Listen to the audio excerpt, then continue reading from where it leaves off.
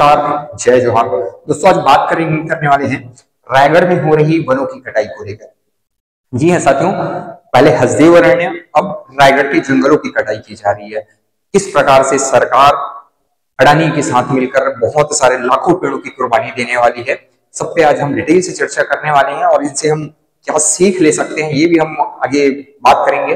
और क्या क्या चीजें मंत्रियों इतने चुप क्यों है, मीडिया कर्मी आखिर चुप क्यों है, इन सबको लेकर आज डिटेल से बात करेंगे।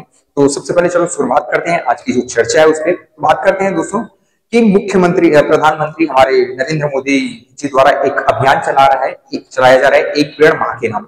दोस्तों इधर एक पेड़ मां के नाम का एक अभियान चलाया जा रहा है, एक ढोंग रचाया जा रहा है, ढिंढोरा पीटा जा रहा है। वही दूसरी ओर अडानी को हजारों पेड़ दान, एक पेड़ मां के नाम, हजारों पेड़ अडानी को दान। इस तरीके की वाकया हमारे पूरे देश भर में चल रही है, जिससे हमारा छत्तीसगढ़ भी अछूता नहीं रहा है।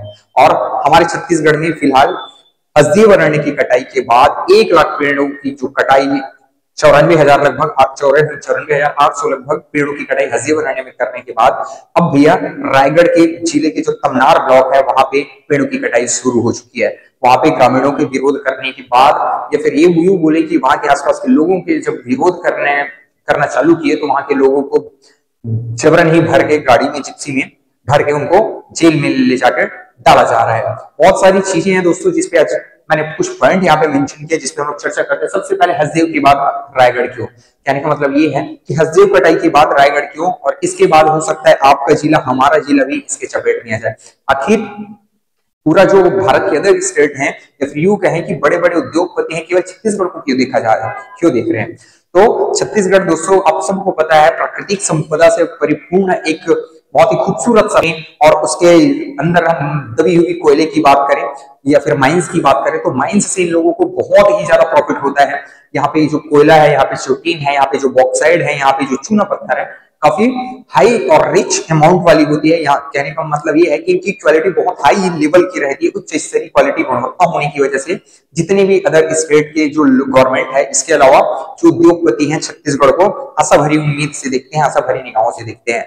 वो अपना पेट भरने के लिए, वो अपना घर, अपना मकान भरने के लिए आप हम जैसे लोगों के, हम छत्तीसगढ़िया जो लोग हैं उनके साथ खिलवाड़ कर रही है। हमारी जो खूबसूरत सा छत्तीसगढ़ है, ब्यूटीफुल सा छत्तीसगढ़ है, उसको विकलांग बनाने के लिए कोई कोर्स कसर नहीं छोड़ रहे हैं। साथ ही साथ सवाल इस बात पे उठता है कि जिस रायगढ़ जिला में हो रहा है वहां पे एक तथाकथित जो IAS जो रहे हैं पूर्व में, जो अपने आप को यूथ आइकॉन भी कहते हैं, वो उस जिले का जो विधायक भी है, वो उनके पूरे संरक्षण में सारा काम चल रहा है।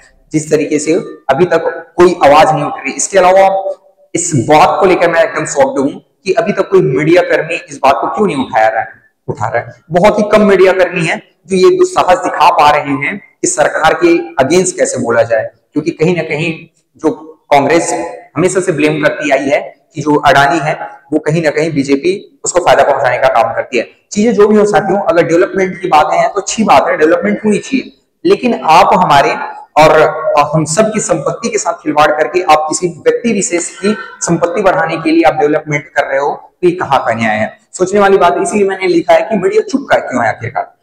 आए दिन हमने देखा है जितने भी सोशल मीडिया इन्फ्लुएंसर है तरह तरह के नाच गाना डांस के माध्यम से लोगों को लुभावना देते हैं। इसके अलावा जो आजकल की जो न्यूज है ना, वो TRP के नाम पर बस लव सेक्स धोखा इस तरीके की जो वीडियोज हैं, इस तरीके की जो न्यूज़ेज हैं उनको परोसने का काम करता है। लेकिन जो एक्चुअल मुद्दा है जो कहीं ना कहीं आपसे, हमसे और वहां पे निवास करने वाले लोगों से जुड़ी हुई है, उससे पूरी तरीका से अछूता रह गया है। नेक्स्ट क्या है, मंत्री जी कहाँ गए? वही है कि OP चौधरी वहां के मंत्री हैं, वो कहाँ चले गए हैं, फिलहाल सोचने वाली बात है। और जो मुख्यमंत्री विष्णुदेव साय, जो अपने आपको आदिवासी मुख्यमंत्री कहते हैं, उन्हीं आदिवासी उनके भाई बहनों के साथ ही खिलवाड़ चल रहा है, क्योंकि आदिवासी की जल जंगल और जमीन को आज लूटा जा रहा है। आज उनको खुदाई करके वहां से उनकी प्राकृतिक संपदा को खत्म किया जा रहा है, उनकी आजीविका को, साधन को मिटाया जा रहा है। आज मुख्यमंत्री कहाँ चले गए हैं?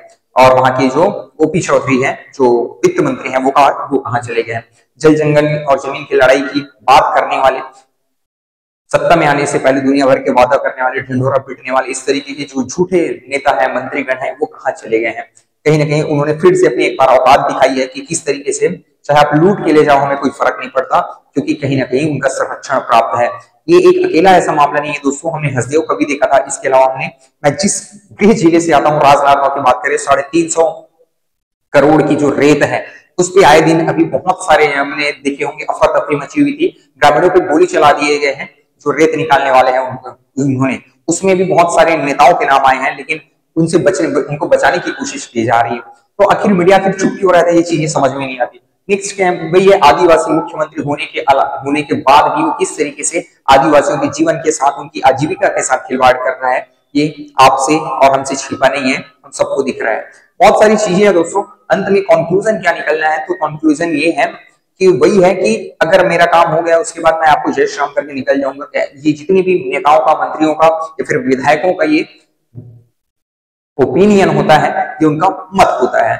सत्ता में आने के लिए वो आपको क्या लालच नहीं दिखाते, क्या लोग लुभावने वादे नहीं करते, और उन वादों में आप आकर और इस तरीके की जो गद्दार जो मंत्री हैं, नेता है, विधायक, उनको आप चुन लेते हो, और चुनने के बाद क्या होता है आपके साथ आप खुद देख रहे हो।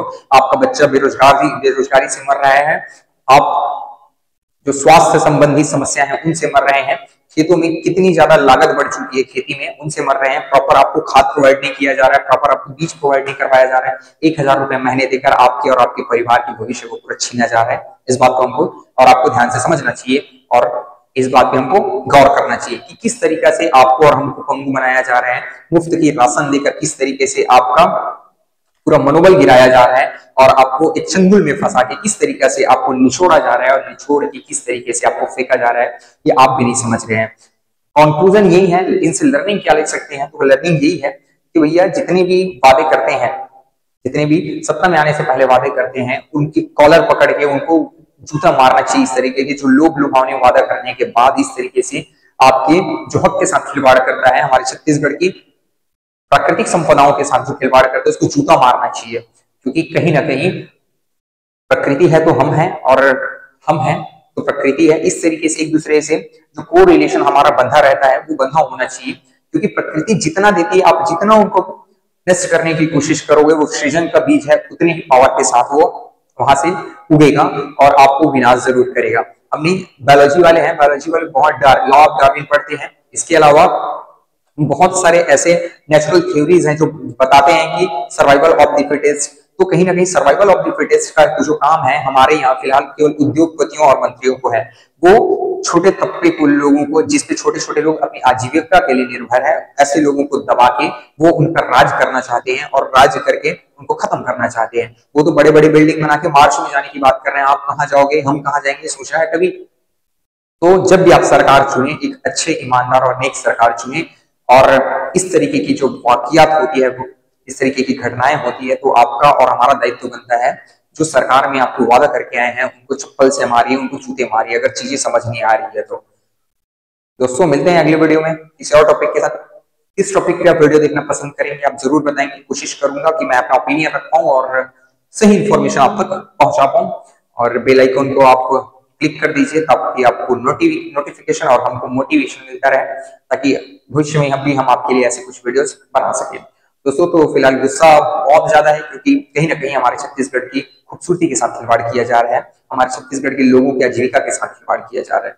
आप किसी बड़े उद्योगपतियों का पेट भरने के लिए, उनका घर भरने के लिए आप कैसे हमसे खिलवाड़ कर सकते हो। दोस्तों मिलते हैं अगले वीडियो में, तब तक के लिए नमस्कार, जय जवाहर, वंदे मातरम, जय छत्तीसगढ़ माता।